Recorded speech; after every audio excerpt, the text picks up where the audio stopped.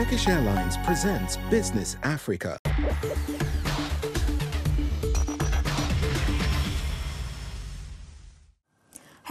Bienvenue dans cette édition de Business Africa. Je suis Afolake Oyinloye. Voici les titres. L'économie verte pourrait générer près de 3 300 000 emplois d'ici 2030 en Afrique grâce à l'énergie solaire et à l'agriculture intelligente.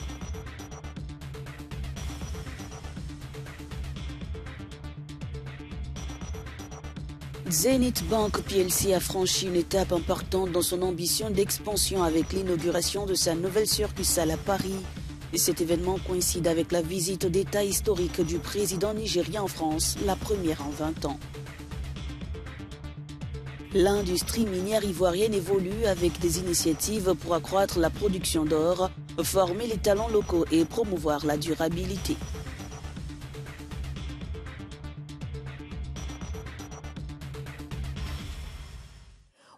Avec une population jeune qui devrait dépasser les 800 millions d'ici 2050, l'économie verte devient une solution clé pour le développement durable et l'emploi.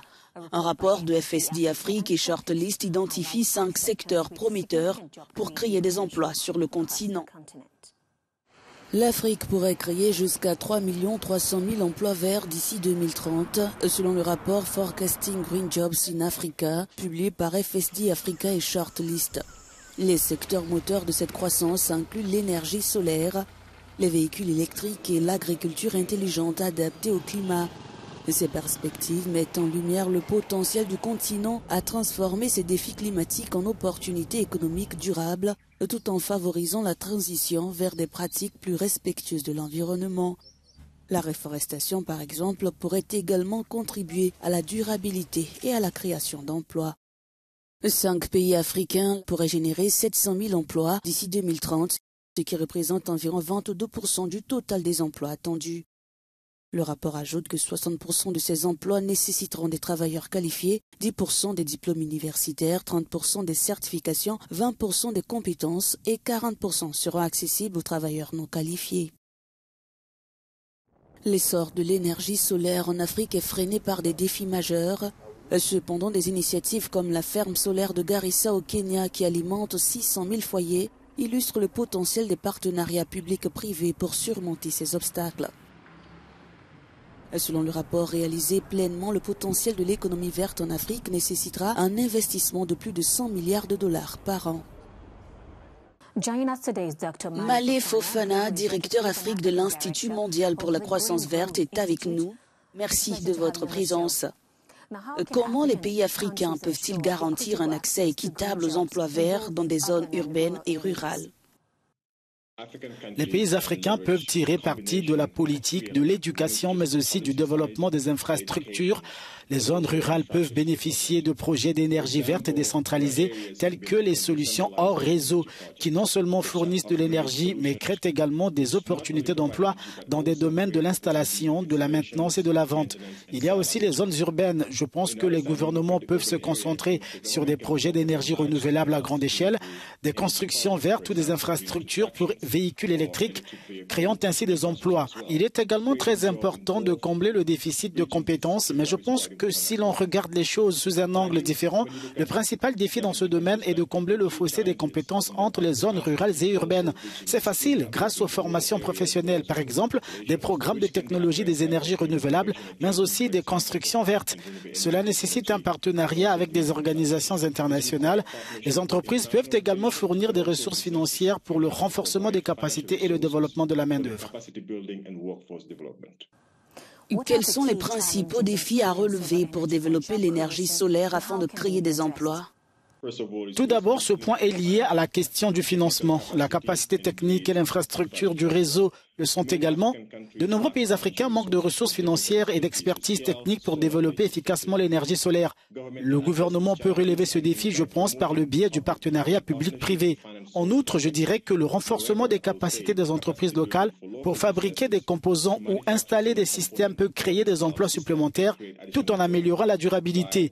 Il y a aussi l'expansion de l'infrastructure du réseau pour accueillir l'énergie solaire et d'autres défis critiques qui peuvent être surmontés en augmentant les investissements dans l'expansion du réseau et la technologie de stockage.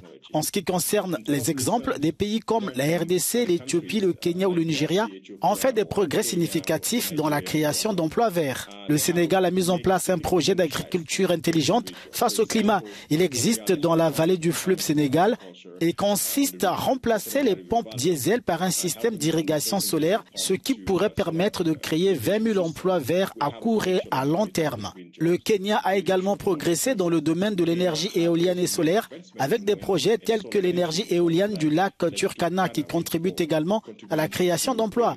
Nous pouvons donc apprendre des autres et aider à mettre en place ces politiques, à réduire la courbe d'apprentissage et à obtenir les résultats attendus.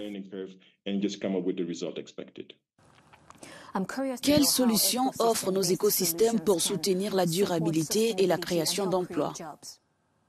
La réforestation, l'agroforesterie ou la restauration des zones humides créent des emplois dans les domaines de la conservation, de la gestion des terres et de la restauration des écosystèmes, tout en contribuant à atténuer le changement climatique et à préserver la biodiversité. Des pays comme le Kenya donnent beaucoup d'exemples dans ce sens et l'Éthiopie a lancé une initiative de plantation d'arbres qui non seulement contribue à la séquestration du carbone, mais crée également des emplois pour les riverains, notamment dans la plantation d'arbres et la gestion des pépinières. Les solutions basées sur la nature peuvent également améliorer la productivité agricole, en particulier pour les petits exploitants, grâce à de meilleures pratiques de gestion des terres qui améliorent la fertilité des sols et la rétention de l'eau. Ces pratiques permettent de créer un environnement en ce qui concerne la nature et d'aider les pays à préserver leur capital naturel. Merci pour votre participation. Merci. Dans un contexte de déclin de l'influence européenne en Afrique, Zenith Bank plc, une banque nigériane, a inauguré une succursale à Paris. Cette ouverture ambitionne de renforcer les relations commerciales et d'investissement entre l'Europe et l'Afrique. Zenith Bank a inauguré sa succursale parisienne pour renforcer le commerce et les investissements entre l'Europe et l'Afrique. Inaugurée le 27 novembre par le ministre des Finances du Nigeria, Wale Edun, cette succursale offrira des services de banque d'entreprise, de financement de commerce et de gestion de trésorerie. La directrice générale Dame Ada Ora Umeoji a souligné que cette succursale renforcera les échanges entre le Nigeria et la France, rappelant que le Nigeria représente 20% du commerce de la France avec l'Afrique subsaharienne. Elle a également annoncé des projets d'expansion en Afrique francophone, notamment en Côte d'Ivoire et au Cameroun. Ce lancement reflète l'agenda pro-business du président Macron, renforçant les échanges Nigeria-France et l'arrivée de 4 banques nigérianes en France. La réaction de l'industriel nigérian Aliko Dangote. Je pense que plus de nos grandes banques viendront investir ici, plus les entrepreneurs renforceront les relations entre nous et la France. Et nous envisageons d'autres domaines en traitant avec de nombreuses entreprises françaises par l'intermédiaire du Conseil d'affaires franco-nigérian. Il se passe donc beaucoup de choses. Alhaji Abdul Samad Rabiou, président du groupe BUA, n'y voit que les avantages économiques. Grâce à la présence de Zenith Bank en France, davantage de fonds en euros ou en dollars seront acheminés vers le Nigeria, stimulant ainsi des secteurs stratégiques tels que la fabrication et l'agriculture. En nouant de partenariats solides avec des acteurs internationaux capables de soutenir ces initiatives et d'offrir des solutions concrètes, le Nigeria pourra relever les défis majeurs, notamment en matière de sécurité alimentaire. L'inauguration a coïncidé avec une visite d'État en France du président nigérian Bola Ahmed Tinubu, la première pour un dirigeant nigérian depuis 20 ans. Merci beaucoup. Le secteur minier ivoirien est en pleine mutation avec une hausse des permis d'exploitation artisanale pour attirer les investissements.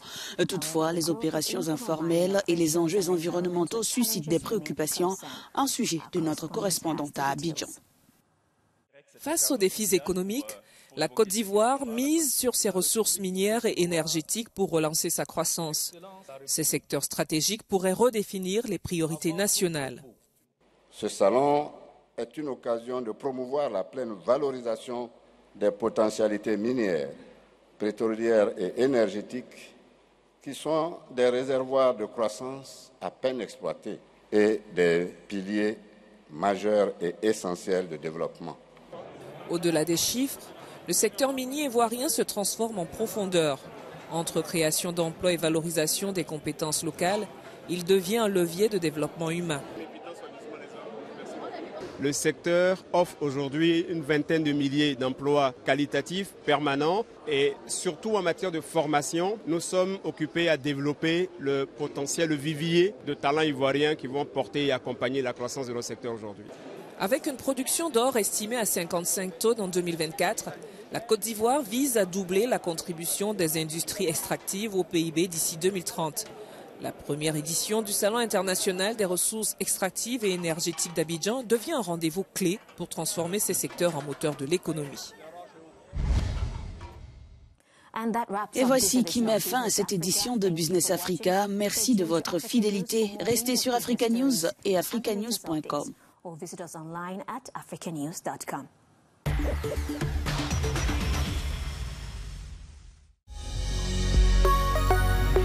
Business Africa was presented by Turkish Airlines.